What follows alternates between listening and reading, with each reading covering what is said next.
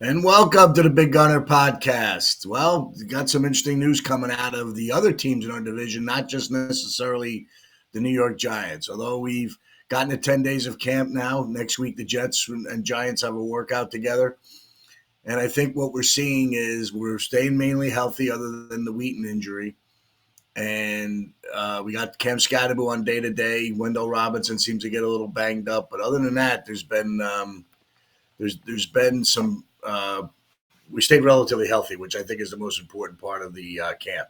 You know, it looks like we're getting used to the Russell Wilson version of the New York Giants offensively, and I think that's going to be a good thing. Um, I like where this team is heading.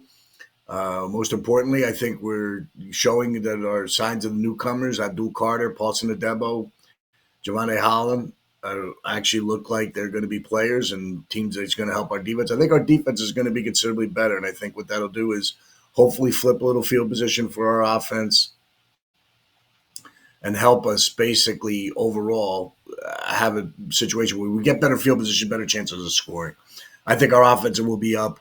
Just whether or not these things hold true and we get to win, produce wins, that's the main focus. But starting off today, the two things happened last week, which I think are very interesting. So Terry McLaurin, a guy who's been a giant killer, is now decided that he may hold out for a little bit of money. Again, making $23 million his last year of a deal. Obviously, his production warrants a raise, but in this day and age, you kind of want players honor their contracts. But these players hold more cards than ever before, and so that'll be probably one issue is that. Will McLaurin play? Now they have Deebo Samuel. They got another guy to offset him on the outside, which they didn't have last year. But McLaurin was a huge factor of the effectiveness of Jaden Daniels. So I think that'll be an interesting story to watch. Will he be there week one? How this will unfold? Does Washington pay them? I think they resolved the issue, but it's just nice to see a little bit of discontent in these teams that we're playing. And then, of course, the big story, might be even bigger than McLaurin, was Micah Parsons asking to be traded. And then, of course, the memes come out that they want him to be a Giant and, and all that. And I don't know how that, all plays out. I don't think we can fit him underneath the cap. It might cost us a Kayvon Thibodeau, Deontay Banks and, a couple players and a number one to get someone like that. It might be more of a disruptor. And do you need an Abdul Carter and Micah Parsons playing together? But we can go back to what I've emphasized, that one of the Dave Gettleman blunders was us trading out of the 10 pick, which gave to Chicago, which they used on Justin Fields, moving out and getting Kadarius Toney to 20, and everybody thought that was a great move, that Toney was going to be a player. Turns out that didn't work out. But in the meantime, what happens is that trade is probably orchestrated because the Eagles move up and take Devontae Smith, who we kind of were looking at prior. And then we decided to trade out, which a lot of Giant fans liked at the time. But I was sitting there saying, why don't get our hands on Micah Parsons? As an old Giant fan from decades back, defense is what wins championships. Even today you hear that, although the game is more offensive-minded. But the Giants were known for having great defenses. Their teams that won were basically defensive-driven. And I think that players, when you get a chance to get players like that, I thought it was a huge mistake we made then. But that's in the past. Now is the future, and now we're looking. So right now, I feel pretty good. I feel very good about week one. I feel really good about what we're going into Buffalo this week, a preseason game, which we should get a look at some players. I feel, upbeat about, where this team is heading. I think Russell Wilson will be the starting quarterback, and I think he will be okay. It's a considerable upgrade to what we have. And if we can protect them and prevent them from, being a deep threat, because I think he can offer that, I think what you have is you have a situation where, maybe the running game can get going. I think I would be surprised if Scadaboo even plays if he's nicked up with an injury. I think we have to hold him back from himself. I think he's a kid that constantly wants to be on there. I think he shows heart. I've seen videos of him, banging heads with veteran players. I think he's showing leadership. I've listened to the people on other networks that are gamblers that are talking that the Giants could be competitive. Again, there's people out there that think Brian Dable is going to be the first coach fired. I hope that doesn't happen. I want to keep this regime intact, but I know we need to get off to a good start to do so because the heat's going to be on. I hope that we have a little understanding is that if we see progress, not necessarily in wins, but we see progress, and I think we will. That's where I'm at. I'm a strong proponent of the Giants getting 7 in week 1 against Washington. I know that's early to say. You have almost a month till that game, but I just think that, Washington might take a step back a little bit this year. I think now they're not going to creep up on people. People are going to be used to what they're doing. I know they made some changes in their offensive line. They have some players on defense and re-signed the Bobby Wagners of the world. They're going to be very good. But that's a team that we've played, been competitive with over the last years and had to have in our weak years in the last 6, I think we've had a winning record against them. So it's a team that we're comfortable with playing. I like the opening with them, even on the road. We'll see, and who knows what happens if the Terry McLaurin, situation there becomes a little bit more of a distraction. But right now we're gearing up this week with Buffalo. What I plan to see in Buffalo is a little bit of Jackson Dart and Jameis Winston, maybe a series or 2 with Russell Wilson. I don't know if he even gets on the field. I just want to see the continuity of the reserve offensive line to see how how they play together and see who looks like they can step up and maybe fill in and be a adequate backup for what we need. That would be the one thing I think I'm looking for in this game. I think I'm looking to see a little bit more of the run defense. Seeing, I don't know what Buffalo's going to put out there. They have a really good offensive line, but I don't think we'll see their players playing. But we just want to see production in the defense. And then the secondary.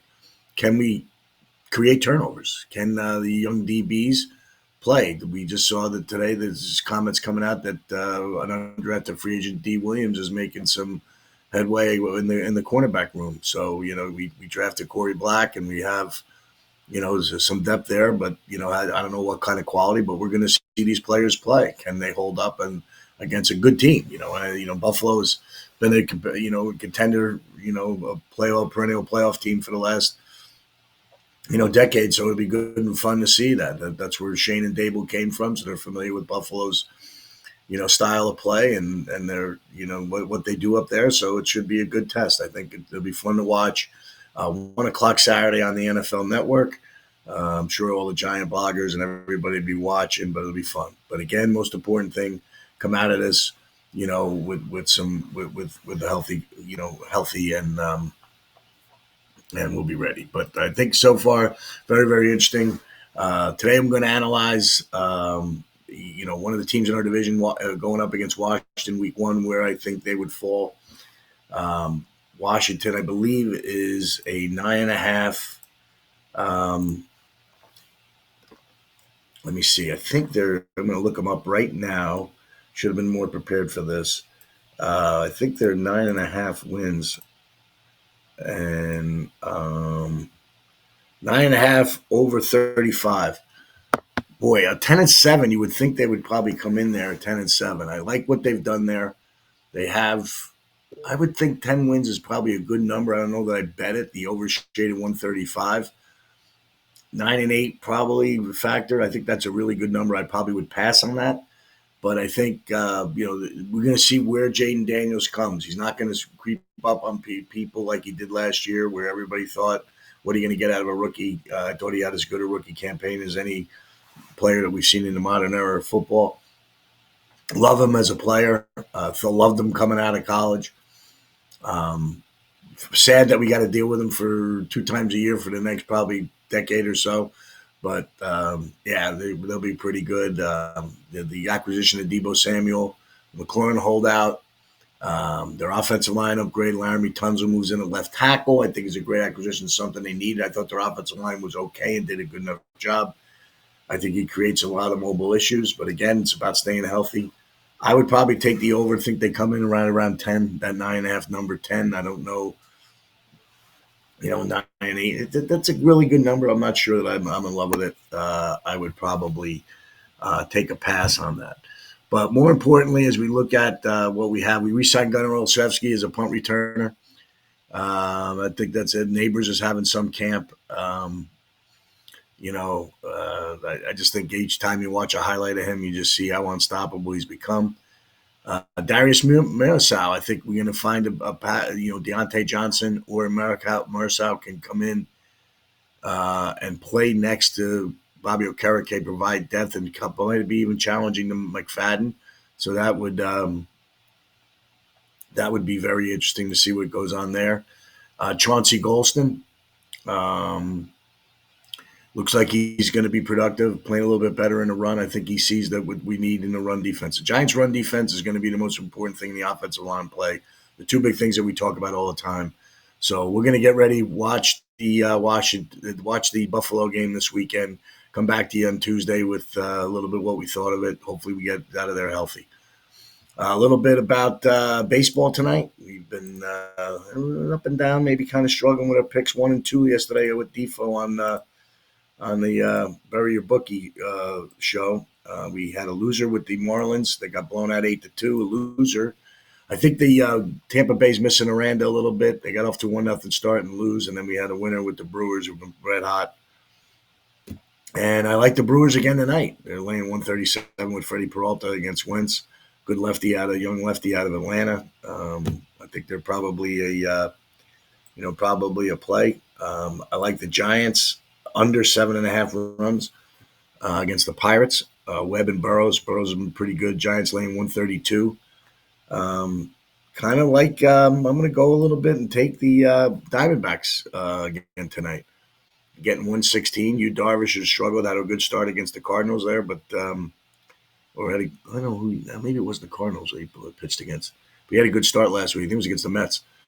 And coming out of his own, but Nelson's been pretty good for Arizona, getting 116. Tigers, Paddock pitched a really nice game against Matthews. Kind of like the Tigers to beat the Twins tonight. The Yankees, Warren and Evaldi. I kind of like Texas. I think the Yankees are struggling. Ex-Yankee Evaldi. Some bad's happening over there in New York. All those trades didn't seem to happen. Williams blows another save last night. Yankees have first and third, 1 out, and ground into a double play in the 10th inning. Don't get no runs and kind of set themselves up for a problem. I like the Angels, too, against Tampa. When we go against what I saw last night, the Angels, Rays missing little bats, struggled with the hitting, scoring 1 run in 3 of the last 4 games, 1 run or less. Soriano going against the Angels for them. Not sure about the A's and the Marlins. The Nats and the A's. No real play there. Orioles got Kremer against Walker. Might take a shot with Kremer. He's been much better at home on the road, but he's the Orioles ace. Get plus 125 there. Walker's had his struggles. And that's really it. And probably got to like the Blue Jays again. Probably laying 1.5 runs, lay 55, which is a big number to lay with 1.5 runs, or lay to 229 with Toronto in their game tonight. So that's really it. Probably if I could give you 3 plays right now, we're going to go with the Angels. We're going to go with the under and the Pirates and the Brewers. So those are our 3 plays tonight. We will come back to you, shortened podcast this week. You have a first preseason game. We'll have tape. We'll watch it, and we'll give you the update. So until then, go Blue.